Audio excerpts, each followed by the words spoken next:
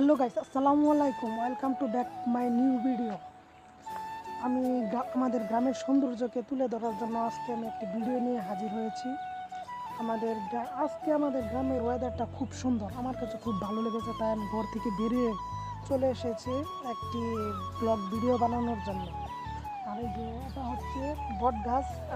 এইখানে আমি ছোট্টবেলায় অনেক অনেক বসে থাকতাম এই বট গাছের সাথে। আমার অনেক অনেক স্মৃতি, অনেক অনেক স্মৃতি আছে এই বট গাছের সাথে।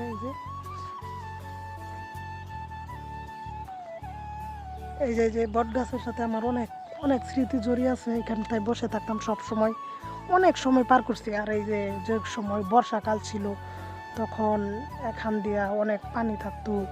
ওই ওই অন্য একটা কদম ফুল গাছ ছিল, ওই কদম ফুল গাছ থেকে আমরা কদম ফুল পাইরে নিয়ে যেতাম। আরও বাড়ির অনেক লোকজনও ছিল, অনেক লোকজন ছিল। এই যে এখান দিয়ে একটা কলা গাছের বেলা বানিয়ে পানি থাকতো, ওখান দিয়ে চলে যেতাম, ওখান দিয়ে তারপর ভিডিও বানাতাম।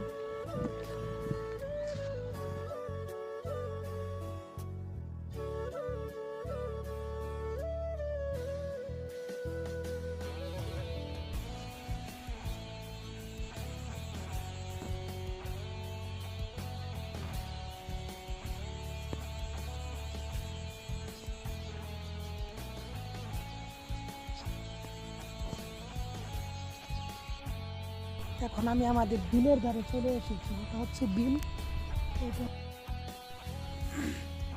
আর এটাই হচ্ছে আমাদের বিল।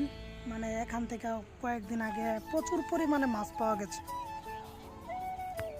এখান থেকে কয়েকদিন আগে প্রচুর পরিমাণে মাছ মারছি। তো এখন পানি নাই, মানে শীত সেচ দিছে এই পানিগুলো। এই যে সব ফসলের জমিতে সেচ দিছে, যার কারণে পানি কমে গেছে। মনে করেন যে সময় যে সব ধান গাছের ফসলগুলো যখন বড় হবে, তখন মনে করেন যে আমাদের এই এরিয়াটা, মানে আমাদের এই বিলটা অনেক অনেক সুন্দর দেখাবে, অনেক অনেক সুন্দর দেখাবে এই আমাদের গ্রামটা। এখন তো ফসল সবে মাত্র রোপণ করেছে, যার কারণে এরকম দেখাচ্ছে, পানি দেখাচ্ছে।